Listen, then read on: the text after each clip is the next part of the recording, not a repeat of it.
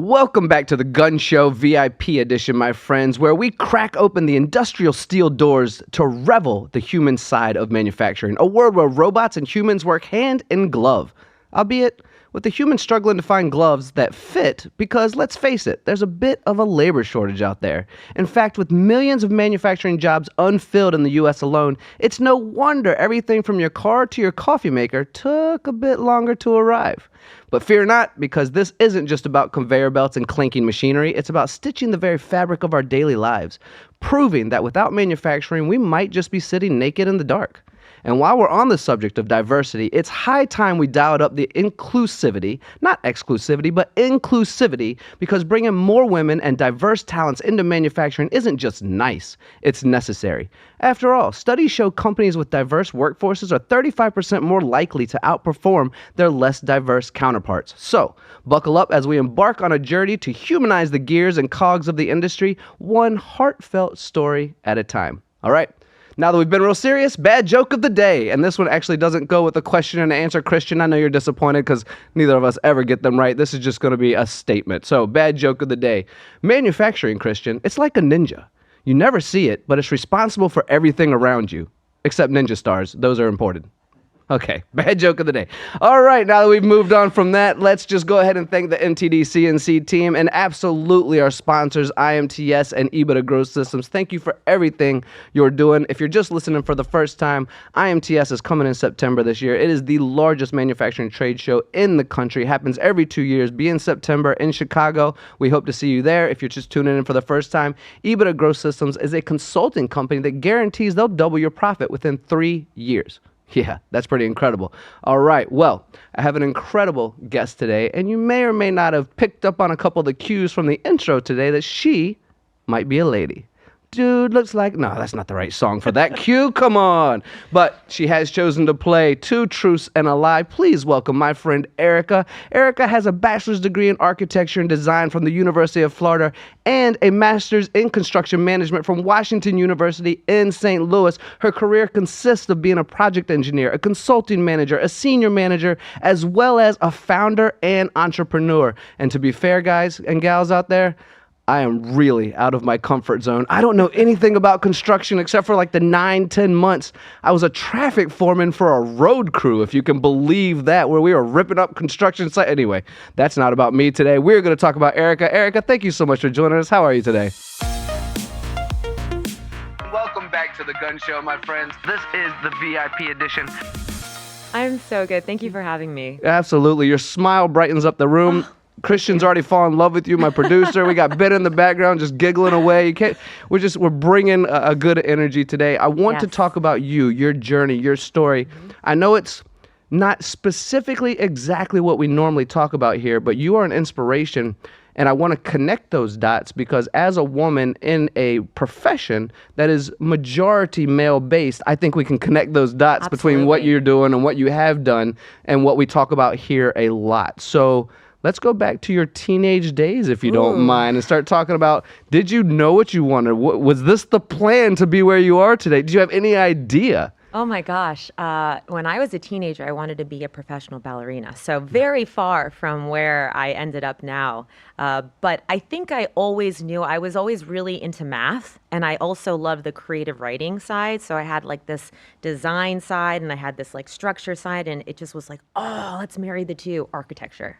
Nice. So that kind of came out of me filling in like, all right, what major do you want? When I was at preview at University of Florida, I was like, oh, I guess this kind of makes sense. This bridges all the gaps. So I got into architecture, which led me down my journey, not really understanding what it was, but just having a general interest in creativity and math. That's how it started.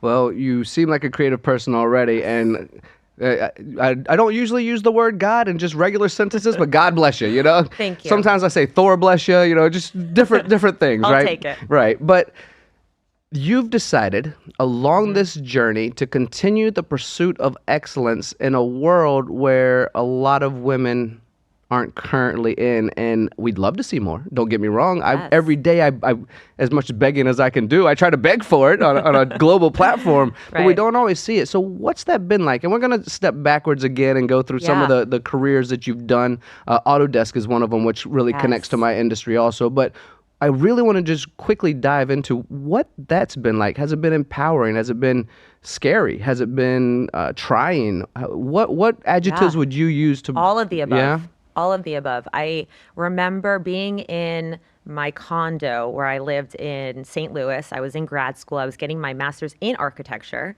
and I was freezing cold. It was like 0 degrees. I'm from Florida, so that was really hard for me.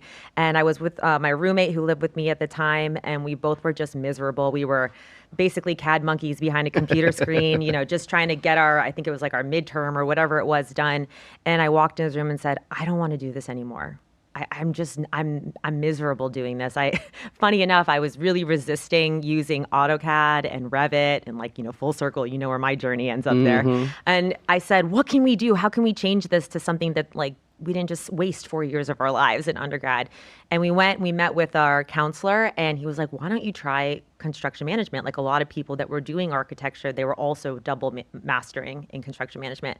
And I immediately was like, yes, I want to do that. And I remember him saying there's not that many women in this industry. And I was like, and that's also one of the reasons why I want to do it. So it seemed like an opportunity for me because I am someone who kind of an overachiever and I like to push myself. And if I'm going to do something, I do it with excellence. So it felt like an opportunity for me to really show up, not only as an individual in that industry, but as a woman, and to do it on behalf of other women and to really shine, because I wanted a challenge and I wanted to be able to keep my architecture background and roll it into something new. So for me, it started off as yeah, I'm definitely doing this because this is something that most women don't do.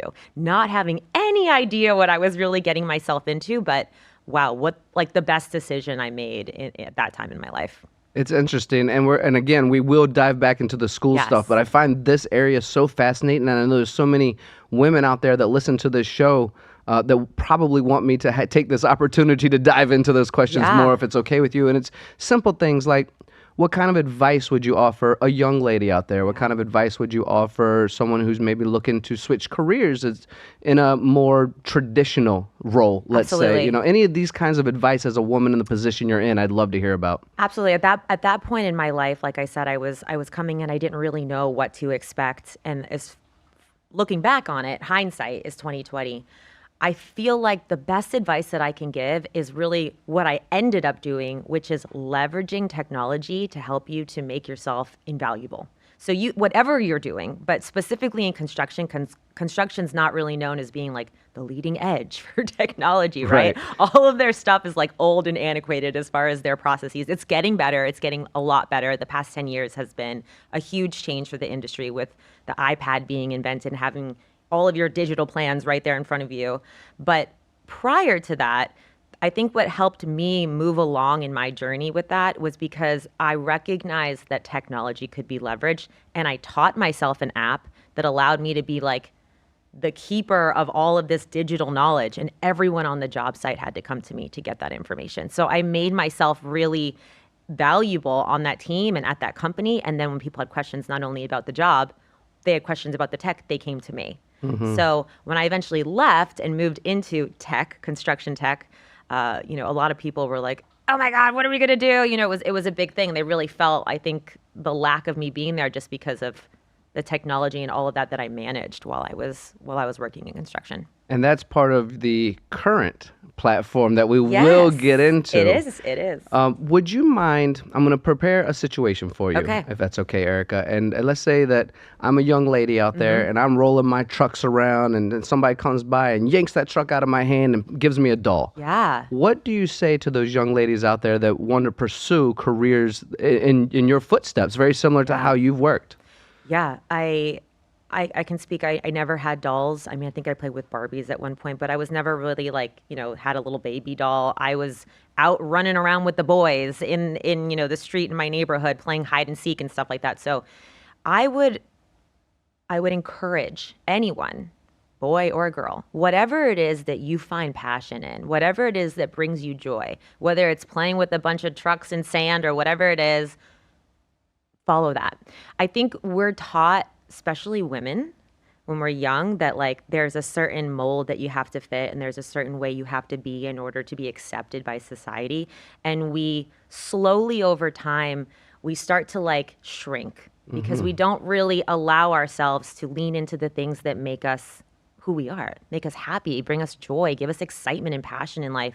And when you do that, you just basically over time become a shell of a person. But what happens is when you start and you get a little bit older and you're like, well, I don't really care what they think and I'm going to do what I want. And usually that happens after years of not doing that and not being authentic and leading with your purpose.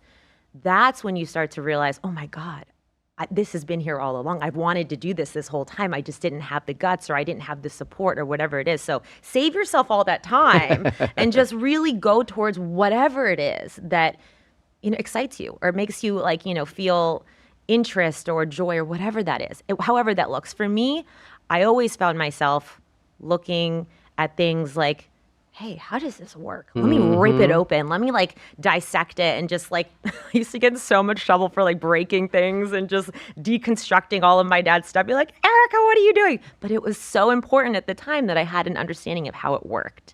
So for me, that was something that was always in the back of my mind. How does that work? How can I make it better? How what can I learn from this? Don't shy away from stuff like that. If you have an interest, go towards it.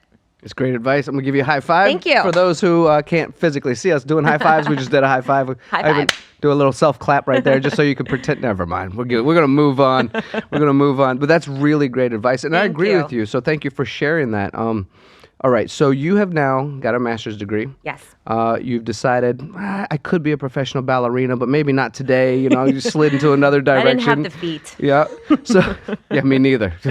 I played a lot of soccer, but I can't stand on my toes or I'm a bad dancer. That's all right. You have other qualities that are great. Well, thank goodness for that.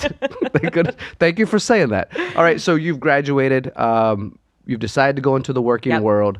Let's talk about the experience and expertise that you gained along the way, because what I want to do is build kind of a resume, a verbal resume for you before we introduce to the world your new entrepreneurship, this program you're pursuing. But I want people to understand this isn't just a pretty young lady on a podcast that's, smiling nice and laughing a lot, and now I want to buy her product. No, you're a smart person. And I want to convey that intelligence to the audience. So let's build that platform of what you had done over the years to lead you into what you're doing now. Absolutely. So speaking about women in construction, so when I worked for a GC here in South Florida, Moss & Associates, they were I cut my teeth working construction with these guys. And full circle, now the man who hired me is actually my first client. So we'll come back to that. Okay.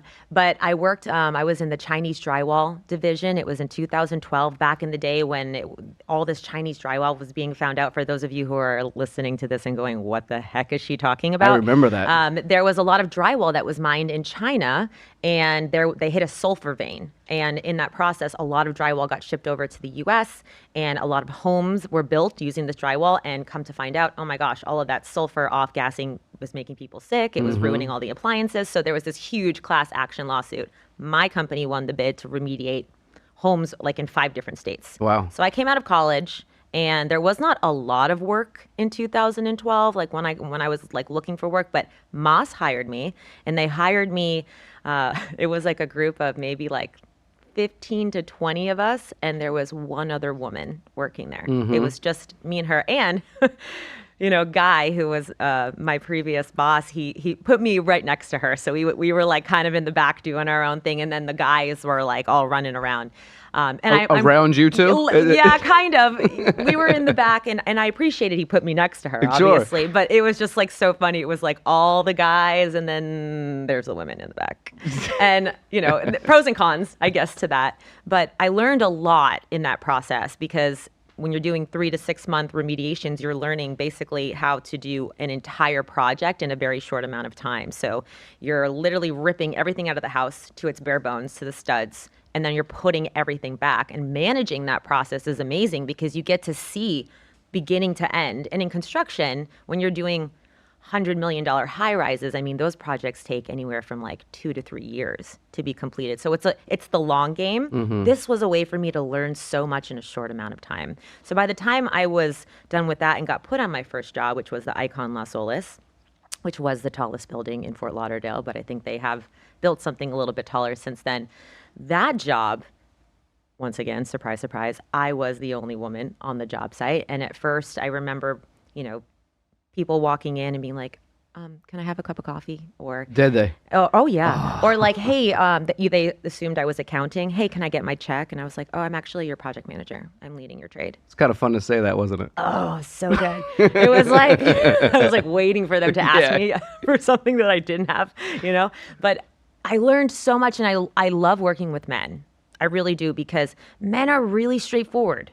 If they like something, they say it. If they don't, they don't. And there's no like reading in between the lines. So I learned a lot. I learned a lot from interacting, from watching. I mean, there are people in the construction industry, which I'm sure the same with manufacturing, that just have so much knowledge that they've gained over the years from building, like, you know, 100-story buildings.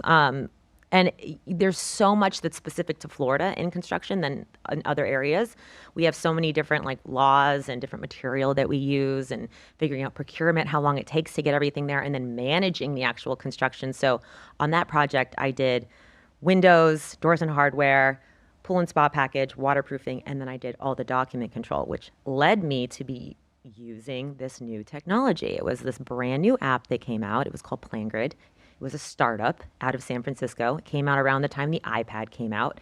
And all of a sudden, you're able to see all of your plans, all of your documents, your submittals. You're able to mark up everything right there. As soon as the office gets something, it automatically updates in the field, which is huge. We're talking, this is like a game changer for construction, because prior to that, every time a revision is made to those drawings, they get printed out.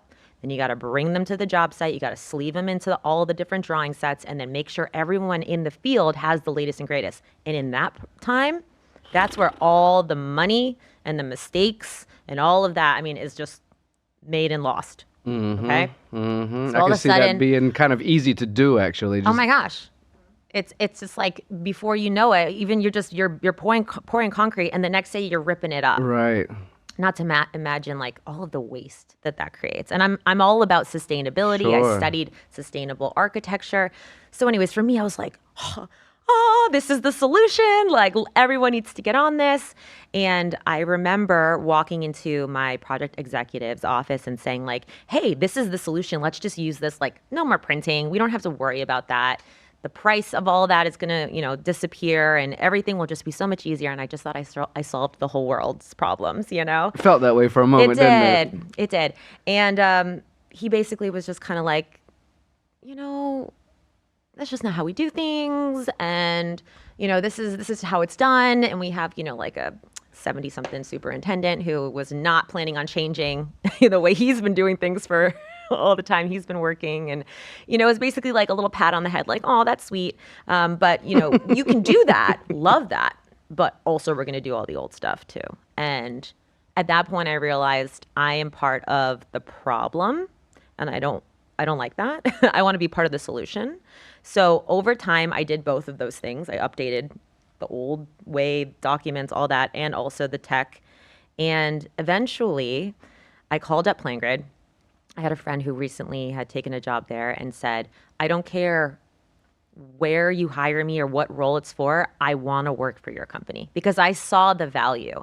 And what was really cool is that while I was using it, I would ask questions on the chat and they would answer me. Like, I had like this relationship with the support person. Like, we would talk all the time, and I would give feature requests, and then they would actually build it. Like, it wasn't like I was just screaming into the void. Like, they cared about what I had to say. And while I loved what I was doing, I was totally stressed out with having to do like extra work. And I said, guys, I love you, but I'm out. Mm-hmm. And I went and I worked for PlanGrid, and I basically traveled all around South Florida, which became all of East Coast, which became all of the US, and then eventually global. And I trained contractors, subcontractors, developers, and owners how to use that app, how to implement it into their workflow every day, how to save them time, how to save them money, and then basically have everyone get home a little bit faster to their families to be able to eat dinner. That was the real value add that like what I did brought to the table, other than the tech and all the savings. So I was, as you can tell, I'm deeply passionate about that, because I was the end user. Oh, and all those feature requests that I put in while I was, doing my thing in construction, they ended up building a lot of those, and I got to present them like online and like webinars with hundreds of people, like in front of a lot of people. And that company really invested in me because I was a woman in construction. So when then there were speaking engagements or opportunities for public speaking events, they needed a sponsor, they would send me and I would go and I would speak in front of hundreds of people about my experience working in construction. Now, at the time, wouldn't say I was like a great public speaker, but you learn when you're really passionate about something, which leads us back to the advice I gave. When you're really passionate about something, it's not really difficult to speak about it because you just let it come out from your heart and you explain, what you're really feeling, and that takes no effort. So I found that to be something that I was also passionate about, which is public speaking, communication, and just connecting with people. So I went from construction. Now we're working in tech, and I'm training people how to use it. I eventually move up to manager, and then PlaneGrid, the startup, gets acquired by Autodesk. I think it was $875 million that they purchased it for. And I was like, oh my gosh, this is great. This is all, everyone's ever wanted was to get acquired. And if you remember back in college, the reason I switched my major is because I was like so anti-Autodesk products, Right. Full circle. Now I'm working for the mothership, which is hilarious to me, like such irony. And, we all got acquired. We moved into the corporate lifestyle, but it was still very much like a little startup because Autodesk at the time had purchased a bunch of startups. Mm-hmm. So it was kind of like a world of other startups that everyone was kind of like coming together and, learning the Autodesk brand and the Autodesk way. And I was there for 5 years. And I moved up and I became a manager. I managed a team of 20 plus people. I had 3 managers under me and I loved it. What I found for me was something that I was missing. When I was interacting with customers, that was really exciting. I got to see the light bulb go off. I got to see like them really be excited about what the technology was. And I loved the mentoring and coaching aspect of being a manager. Loved that. And I loved the people that I got to work with. But when you become a middle manager in corporate, it just doesn't have the same pizzazz. It doesn't really give you the warm and fuzzies the way that it has in the past for me, as far as like other things I was doing. And I knew that eventually I would have to make a change because I just wasn't really feeling that intense passion and drive like I did at one point. So that led me to where we are today. At EBITDA Growth Systems, we guarantee to double your value in 3 years. Well, instead of telling you about a guarantee, how about if I tell you a story? We had a shop owner come to us at an event saying, I'm not sure if you can help us. He said, we have our credit line's maxed out in our business. I have a second mortgage on my home, it's maxed out. I'm not sure what to do. I have a payroll coming up next week and I don't know if I'm gonna make it. Can you help us? We said we weren't sure, so we came in and we came alongside of him. In 18 months, he went from not having any money to having over $800,000 in the bank and having a 6 times exit what his value was at that day. And now he's living a life that he always dreamed of with his family. And it's fantastic, and that's what's really rewarding for us, and that's what EBITDA Growth Systems is all about. If you want to know more about EBITDA Growth Systems, go to www.ebitagrowthsystems.com, EBITDA growthsystems.com, and go to our contact page where I will reach out to you personally. All right, so we're going to make that change, and I've been listening to your fascinating story, and I'm trying to collect all the questions I have and remember them as we go along. And some are one answer, one small question with a simple answer, and some are a bit longer. And it's going to seem like they come out of nowhere because you had such a fascinating story. Yes. But I am actually going to go back about 10 minutes when you were talking, and the first part was when you were ripping out all the drywall at the very beginning. Oh my gosh. Did you get to physically do that? Because that sounds like a great stress reliever. Oh my gosh, Did you get the demo? I didn't. At the time, you had to have kind of like a hazmat suit to go in and rip that out. So that was almost not something like I was asbestos doing. or something Yes, like that. Yeah, exactly. that's right. Okay. Yes. The other one is you mentioned there's different rules here in Florida when you're constructing. Does it have to do with the sun, the soil, and the hurricanes that come through here? Is that Absolutely. The flood zones, especially the materials you're using. Like if you go up to New York or anywhere on the upper East Coast, they're using a lot of steel. We use a lot of wood. We use a lot of poured concrete. We use a lot of stucco as exterior finishing. So it's just a different slew of materials that you're used to using. Whereas I don't really know a lot about steel construction. That's not something that's in my wheelhouse. I know a lot about post-tension, like with construction, with concrete. So that's what our slabs were at the Icon. So it just depends where you are, what's being done, what like the the cool new technique is and what the architects call for. There's certain ones that allow you to have more square footage if you're doing condos or apartments. Other ones you need like more support, so it's like less, rooms that you can either like sell or rent. So things that you don't really think matter, but they do. It really affects the actual material that you choose on a job. That's why I wanted to ask the question. Yeah. I think of how hot it can be, how soft the sand is, and how the hurricanes can blow things and over. And the windows, they have to have a explanation. certain rating, and they have to have a certain, how much sun is being absorbed in, how much is being reflected out, and how does that affect the other buildings and the heat ratio and all of that. Another thing you brought up, Erica, that I found fascinating and a connection with our industry, and I think we're on the same page with this. Let's find out in just a second. Okay. You mentioned when you first brought this technology, and it seemed to be the answer. At least it was to you, right? You connected. You were sitting in chat rooms, and you mentioned this is not the way we do things. And an older gentleman that's been doing things for a long time. Yeah. I can empathize.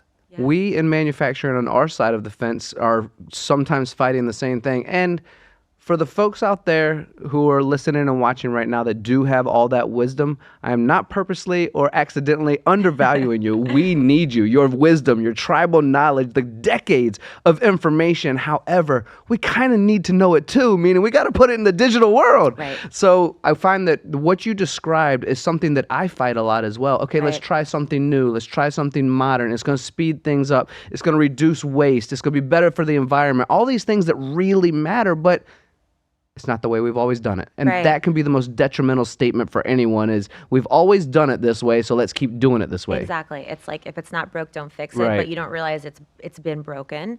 And nothing ever was invented with the mentality of if it's not broke, don't fix it, right? You're always pushing the boundaries. And like you said, there is a place for the people that have come before us that have done it a certain way and they know how to do it and they have all the wisdom. They have all of these stories and experiences that they can share to like teach the younger generation, but it's also the younger generation's job to push the boundaries and to push the limits because we are brought up in a different way with technology, and it's a synergy of both of them coming together. I learned how to do what I do from people that have done it before me, but now they're learning how to do that better with the implementation of technology. Yeah, I think I'm a little bit older than you, but I know Christian's a lot younger than me, and I think it's from my insight, growing up with none of it, playing outside all the time, turning to pagers and getting a buzz in my pocket to the first cell phones, the expensive ones that were on minutes, the big bulky ones that made no sense. The flip phone. The flip phone, of course, the days of having, that style. And I remember the very first day, the very first Apple. I remember the lines out the door when they released the first Apple, technology. And I think being a part of that journey has incredible value to it.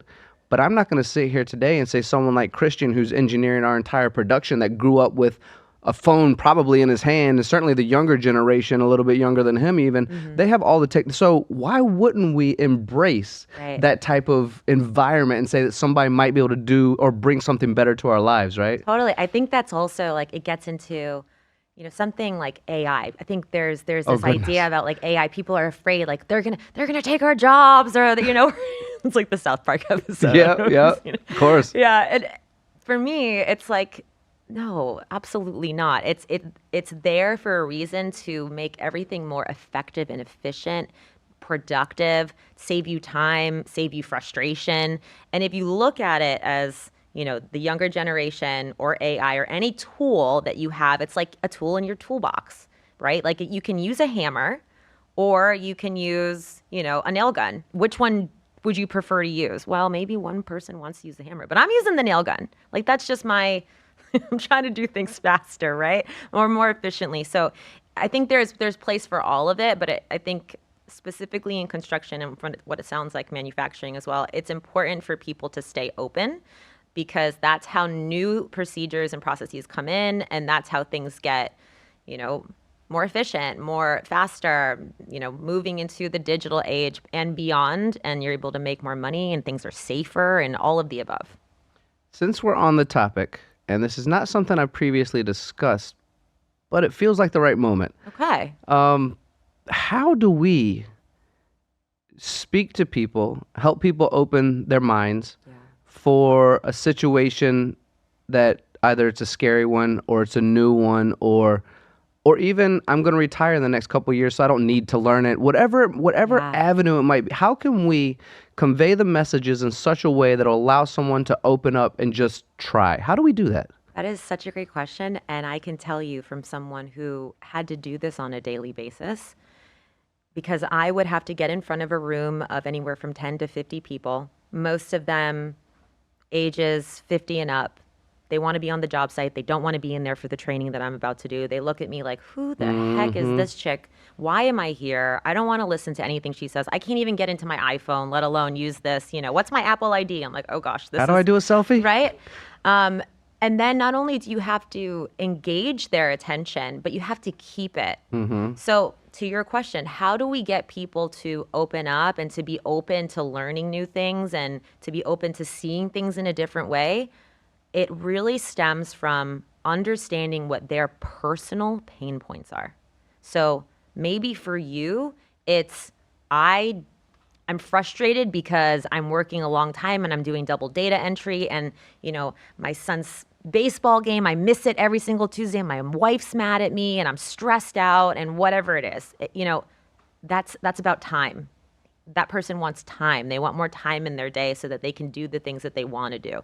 And understanding that most people, it's probably somewhere between time, money, or it's an inability to, I would say, like, to learn. Maybe they're worried that they're not going to understand it, or that someone's going to perceive them as stupid. Like raising your hand in class to give an answer or something like that. Yeah. If they try it and they can't do it, then now everyone around them knows that maybe they think people think that they're incapable or that they're not smart, and they've already built an entire reputation of being the smartest guy on the job site, in that situation. So it really comes down to figuring out what is the motivating factor for each individual, and most of it has nothing to do with work.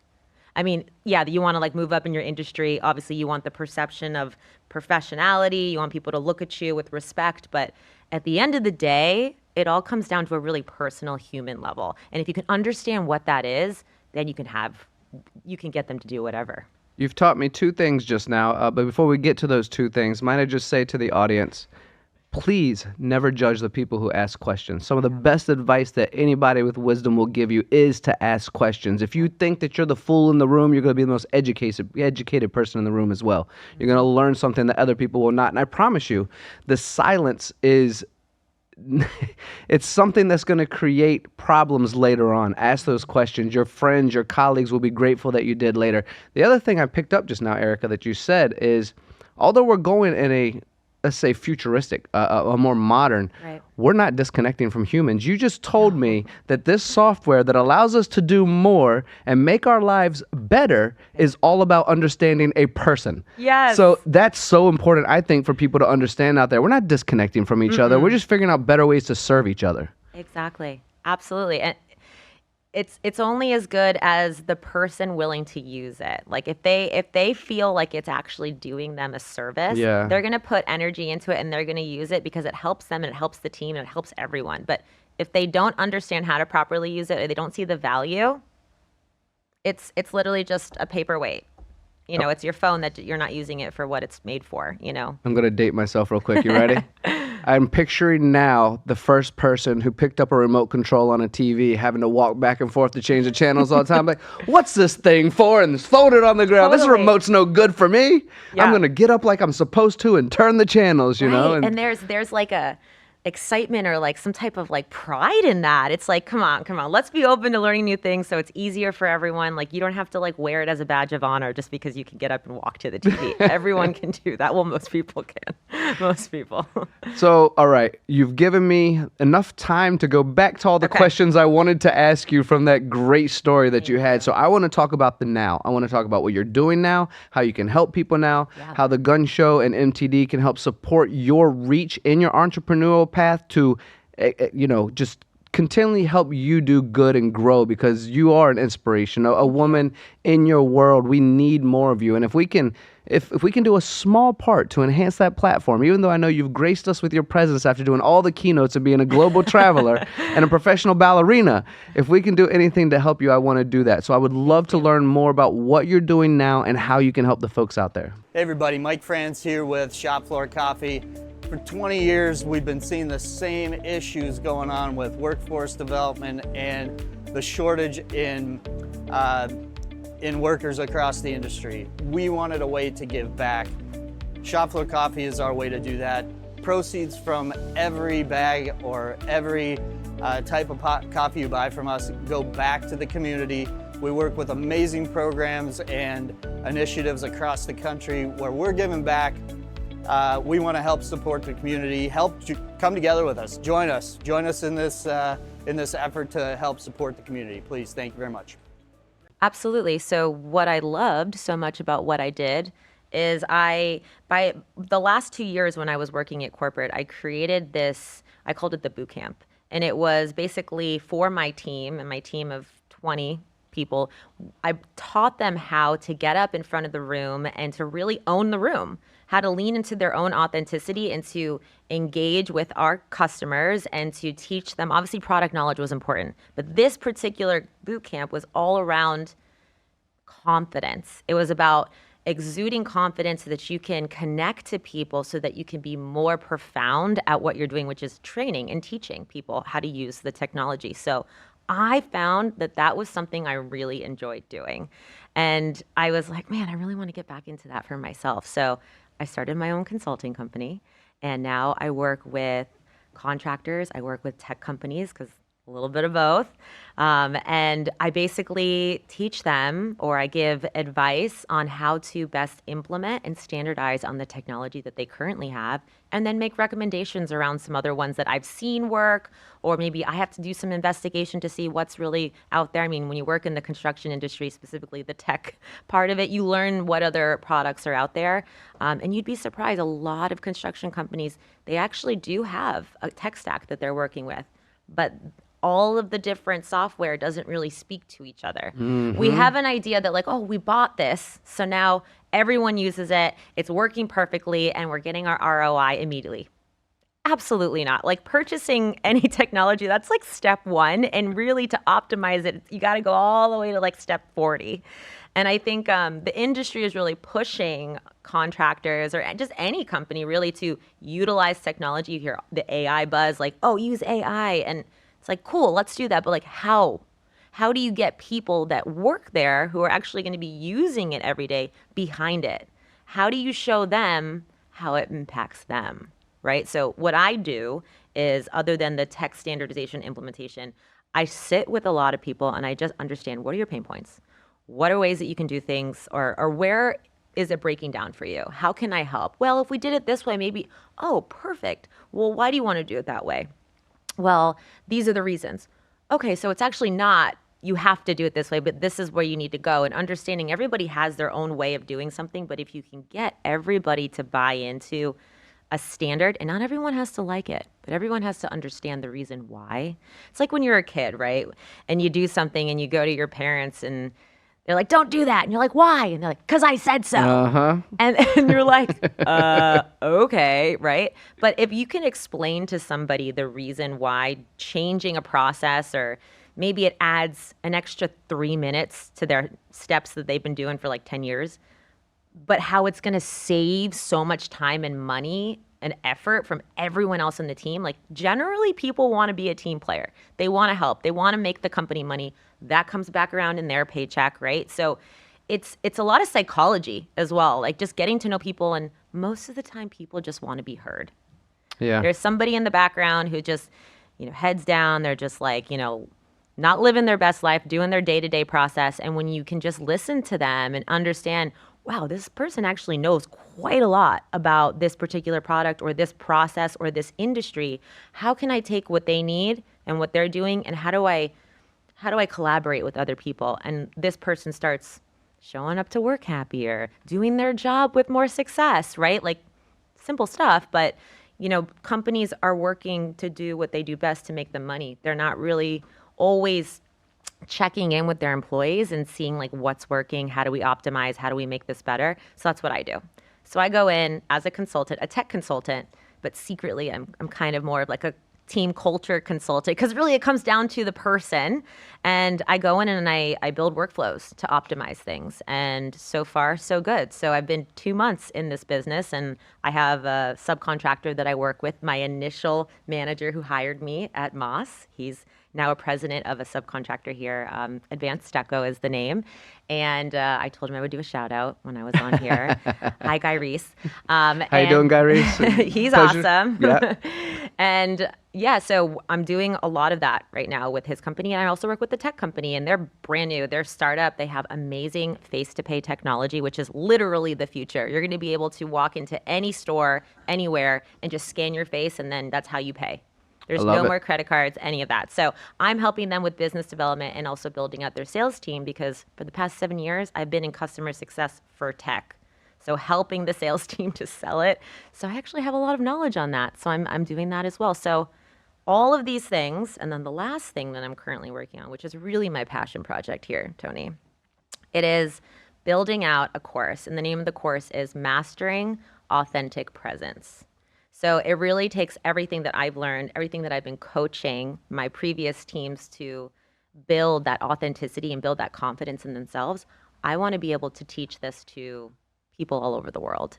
And it's not about just, doing what you see the guy on the TV doing. Oh, they're holding their body a certain way, and they're using tonality, and they're using their hands, and those things are great. But I don't want to do it the way you do it. I want to do it the way I do it. And I want everyone around me to really lean into their own authentic way of doing things, because that's what makes them special. That's their secret sauce.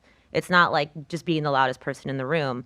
And I learned that because when I would train my team, I realized, wow, every single person on this team is different. And I can't give them all the same feedback because they're not all the same people.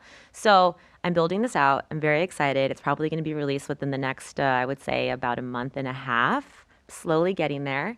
But yeah, that is something I'm really excited about. And I'm utilizing these techniques in my day-to-day as a consultant. Before I forget to ask you, Yes. How can we find it? How can we find you? Is it social media? Is Yeah. it website? Let's just go ahead and drop those Throw it out shamelessly right now. Absolutely. Before I forget to ask the question. On Instagram, Rica531, so RICA 531. You can find me on LinkedIn, LinkedIn, I think, .com/Erica Gasbarro. I'm also on Facebook as well. I'm going to be hosting live, like a live open chat on my Facebook group. It's called the Authentic Collective, the Communication Collective. We just named it yesterday. So Nice. so I'm going to be doing live chats on there as well. And then that will funnel people to the course. So you don't have to buy the course to just be part of that chat. If you want to just meet people, like-minded people that are looking to be more impactful with their communication, own a room, leave lasting impressions, all of that fun stuff. And really at the end of the day, communication is the most important thing, because everything that I've told you about my whole journey, the main thing that has gotten me to where I am right now is being able to communicate. I'm a Gemini, so natural communicator, okay? I love hearing my own voice, which is when you said podcast, I was like, absolutely, let's do it. And we got the headphones on to make sure we hear ourselves in real clearly. Surround sound here. But, there are people, and I've seen many of them, whether it's in tech or in construction, that are so skilled at what they do. I'm talking like years of experience, and you see them like with Excel, or they're in their project management and they're doing their thing, and then they're out there in the job site and they're running the job and they have all this knowledge, but they're not able to excel or grow in their career because they're not able to effectively interact with people around them. And it comes down to communication. If you want to grow, if you want to be respected, if you want people to follow you, and you want to be a leader, you have to be able to communicate. It doesn't matter how smart you are, how much skill you have. So you take two people, one of them has 10 years of experience, maybe 20 years of experience, knows their industry like the back of their hand. Another person, maybe 3 to 5 years of experience, still a little green, but master communicator. That person's going to go way farther, a lot faster, because people can connect with them. People get behind them. People find excitement being around them. So yeah, that's my little shtick on communication. And I find that for me, really owning that, you don't have to have the answers to everything. You don't have to know everything, but you have to be able to communicate. And ask questions. And ask questions. And ask Lots questions of questions. again. And I ask Yeah. questions all the time. I think that's really valuable. And I'm not sure exactly how I feel about someone with 3 to 5 years being able to grow quicker than someone with 20 years I of wisdom, know. but you're not wrong about it. I know. It's the way. And being a master communicator has done a lot of good things for a lot of people. And there's a reason why a lot of really intelligent people with wisdom that aren't great at communicating hire PR. And we go about it that way. So you're not wrong. I just don't know how I feel about it I know. emotionally. Yeah, I didn't say it was fair. I want to ask you a question, and this will be our last question before we go into 2 truths and a lie. Okay. And I don't know if there's an answer. I think there might be, and you can frame it however you want, but it is about being able to find our authentic selves. I know it's a passion of yours. Yes. And I think that a person needs to find their authentic selves individually, from what I've learned. But if you were going to try to give a more general overview of how people in general could search for their authentic selves, to have the courage to be truly who they are, to take the masks off that society has placed on them, what kind of advice would you offer for that? I would say step 1 is it's all mindset, right? So before you're able to start really digging in and making change in, if you have something that you want to be, but maybe there's reasons that you're not, or you feel, you have these limiting beliefs. We all do. Maybe one of yours is, I'm shy. I'm an introvert. I am shy and an introvert. Okay. Yeah. Right. And that may or may not be true. If you think about what is the most powerful thing in this universe, it's belief. Because whether you believe it or not, that's your truth, right? If you believe something to be true, it's true. If you don't, it's not. So belief is the powerful thing. So the first thing I would say, if you're really trying to understand who you are and get in touch with your own authentic self, you have to get clear with what are these limiting beliefs that you have that are preventing you from showcasing what's on the inside out, right? It's like this armor that we create and we put on ourselves over time because we're worried about what people think about us. We're worried about fitting in. Maybe we've been told in the past, you're not good at that, or, oh, you should do this, or I'm looking for validation from everyone around me because that's just how I grew up. Maybe I didn't get a lot of it, so I seek that a lot. And over time, you make these small decisions every day, and you realize when you get to a point where you're really unhappy, you go, man, why am I doing these things? And it's because you've been trained to do them over time. So the very first thing that I would suggest is getting clear on what beliefs you have around yourself that don't serve you. So if the belief I'm shy serves you, that's cool. There's no wrong or right here, right? But if you are trying to be a master networker, a public speaker, you're trying to move up in your career, you're trying to be more impactful with your communication, perhaps that belief doesn't really serve you. So is it really who you are, or are these just beliefs that you've created about yourself over time? So step 1 is understanding your mindset and how you view yourself. And usually there's a disconnect between how you view yourself and of how other people see you. Have you ever been told oh my gosh, if only you saw yourself the way that, I see you or other people see you? It's there's this difference there. And I think what real authenticity is being able to be so authentic to who you are and not really caring. Obviously you want to be respectful. You want to understand that there's a difference between intention and impact, but we can't walk around on eggshells just trying to make other people happy. We can't control how other people perceive us. So why do it? Why do it at all? Just be real with yourself and act in a way that makes you happy. The best thing I'll say is this: become the person that you admire. So if you think about the best people in your life, or the people that have qualities, you're oh my gosh, I love that. Become that. And then when you live your life, you're happy, you're proud of yourself, you're in alignment with who you are. It's different for you, how you are, who you are, than, how I show up. We're different, and we're not trying to compete. So I think a lot of people think that it's a competition, especially in career, how to move up, maybe in corporate, oh, I gotta beat this person out for a job. But if you think about all the people that have left lasting impressions on you, people that you look up to, people you respect, it's probably not because they all share the same qualities. It's probably because on some level, you may not have noticed at the time, they're just being their authentic self. And they're allowing whatever that is and however that looks to just come out. And they're not trying to be anything or like be a certain way or, showcase certain things to get attention. They're just being real, whatever that is for them. Well, your authenticity today has allowed us all to be a bit more authentic. Wouldn't you say, Christian? I know you're over there thinking, man, I feel good about myself today, aren't you? That's every day. Every day, yeah. That's every day, baby. I love it. Erica brought us some good vibes. I don't think that there's anything more profound I can close this out with. Of course, I do have a closing, but that was absolutely beautiful, Erica. Thank you for doing that. Would you mind telling me two truths and a lie? Okay. I don't. We have such a great relationship now. I'm not sure if you want to lie to me. You know. I know. Okay, here we go. 2 truths and a lie. I have been to China. My arm span is longer than my body. I can do a backflip. Oh, goodness. Yeah, let me just go ahead and preface this with I've never been correct. I've never won this game. And this is tricky because, Christian, I mean, side with me here. She already mentioned she traveled the world. So she could pick China and it could be absolutely correct, but it might be the one she hasn't been to in all of Asia like myself. I've not been to China, but I've been to every other country in Asia just about. I'm looking at her wingspan. I don't know how I feel about that one. And the ballerina stuff makes me believe that she might have been able to do a flip, if not at one time, and still. Tried to stump you here. Christian, what are you leaning on? I don't know. That's a tough one. I'm gonna go.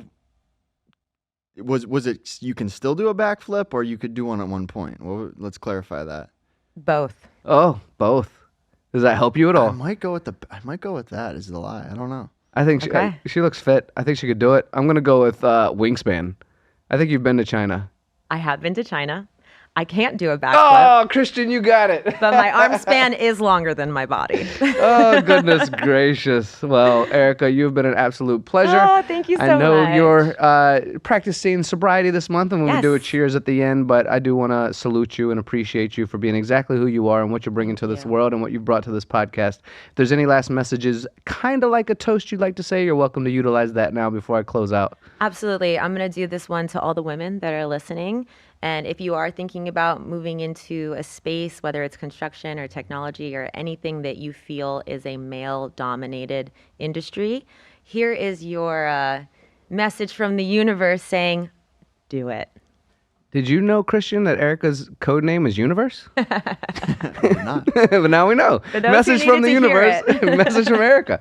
All right. Well, that wraps up another riveting, I hope it was riveting, episode of the Gunn Show VIP edition, where we've once again drilled down into the heart of, well, today was construction, not manufacturing, sparking a fire in the bellows of innovation and inclusivity. Remember, manufacturing is not just about turning gears and tightening bolts. It's about crafting the future, one precise, calculated, and sometimes hilariously miscalculated step at a time. In a world that never stops manufacturing dreams, remember this.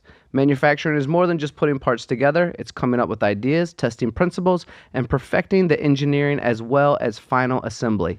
In today's whirlwind of innovation and diversity, your time is the most valuable resource you have. It's the one thing you can't manufacture more of. So, we're incredibly thankful that you've chosen to share some of yours with us today, helping us stitch together a vibrant tapestry.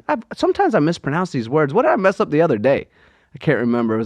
Anyway, if you're watching the podcast, put it in the comments. All right, back to the vibrant tapestry of voices in the manufacturing world. As we shut down the conveyor belt for now, let's continue to break molds, shatter ceilings, and most importantly, laugh our way through the challenges, because when we infuse our work with joy, the impossible starts to look like a blueprint for the future. Keep building, keep dreaming, and keep laughing. Until next time, keep making manufacturing and construction fun again. This is the Gunn Show VIP edition signing off. Keep gears turning and chuckles coming. We appreciate you all.